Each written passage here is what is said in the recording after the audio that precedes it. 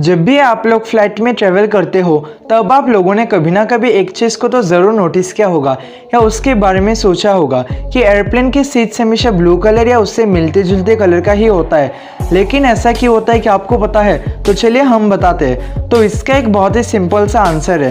कुछ लोगों को प्लेन में ट्रैवल करने का फोबिया होता है, उनको डर लगता है और इसी चीज़ को प्रिवेंट करने के लिए ब्लू कलर बहुत ही हेल्पफुल होता है। ब्लू कलर उन लोगों को रिलैक्स करता है, उनके एंजाइटी कम करता है और उनके डर को भी बहुत हद तक कम करता है। तो क्या इससे पहले ये फैक्ट आपको पता था? हमें कमेंट करके बताइए और हमारे इस वीडियो को लाइक कीजिए और ऐसे ही मज़ेदार फैक्ट्स देखने के लिए चैनल को सब्सक्राइब कीजिए।